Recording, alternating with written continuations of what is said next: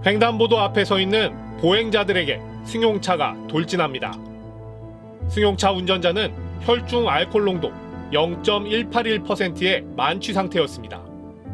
이 사고로 군대 전역을 넉 달 남기고 휴가를 나왔던 윤창호 씨가 크게 다쳤습니다.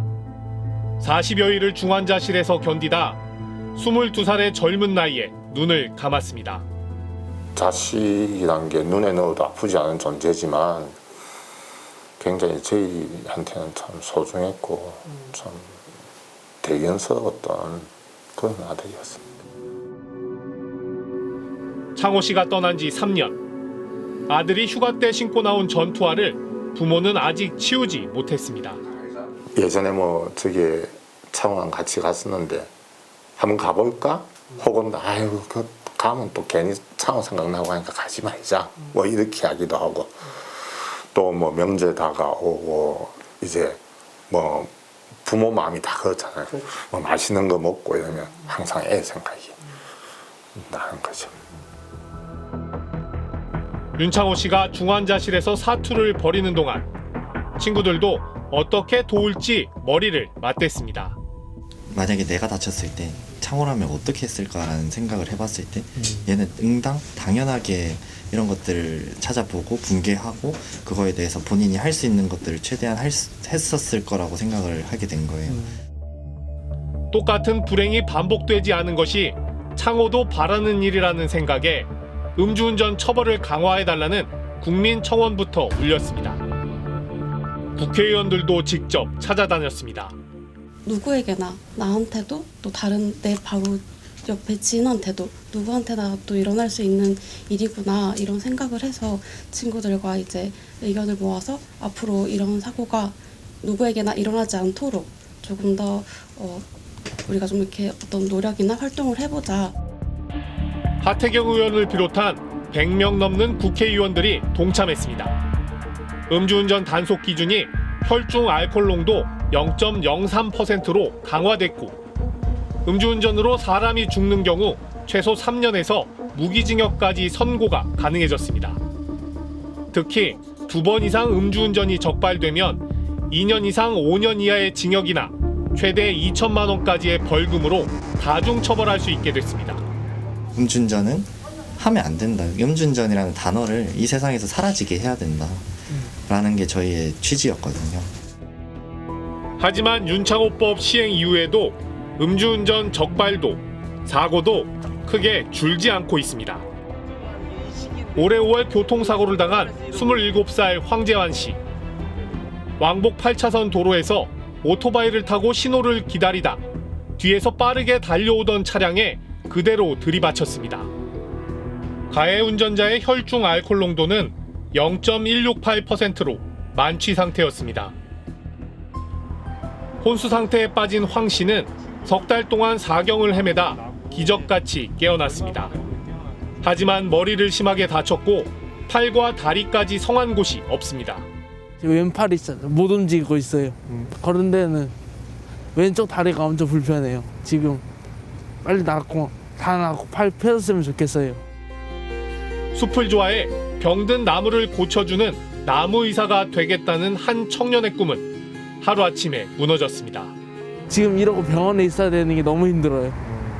공부해야 될 때 일단 나무 의사를 돼서 나무 살려주고 치료해주고 싶어요. 공부를 더 하고 싶어요. 실제로 윤창호법 시행 직후 음주운전 사고는 2019년 15,700여 건으로 반짝 감소했지만 지난해 17,200여 건으로 다시 늘어났습니다. 음주운전을 하다가 2번 이상 걸린 사람 비율도 43.7%에서 45%로 오히려 늘었습니다. 그런데 지난달 헌법재판소가 윤창호법의 일부 조항이 위헌이라고 판결했습니다. 음주운전을 2번 이상 하면 가중처벌하게 돼 있는데 시간적 제약도 두지 않고 무조건 무겁게 처벌하는 건 과하다고 판단했습니다.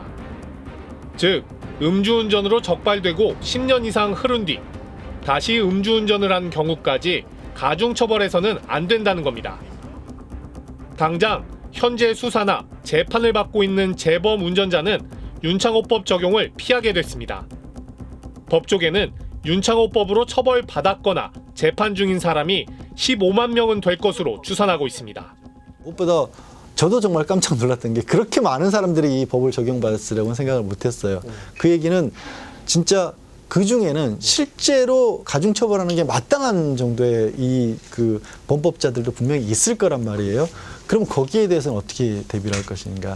헌법재판소에서 너무 과감한 결정을 한 게 아닌가 하는 그런 좀 걱정이 있습니다. 검경은 음주운전 단속과 처벌은 계속 엄정하게 이루어질 것이라고 강조하고 있지만 헌재 결정이 몰고 올 후폭풍을 걱정하는 목소리도 커지고 있습니다. 경각심을 다시 잊어버린다든가 향후에 내가 한 번 더 반복해도 처벌이 미약할 것이라는 안일한 생각을 심어줄까 봐 그런 부분들은 변호사지만 저도 좀 걱정이 되는 부분들이 분명히 있습니다.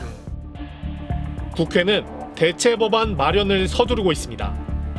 윤창호법을 처음 발의했던 하태경 의원은 음주운전으로 벌금형 이상의 이력이 있는 사람이 10년 안에 또 음주운전으로 붙잡힌 경우라는 구체적인 조건을 추가한 개정안을 대표 발의했습니다.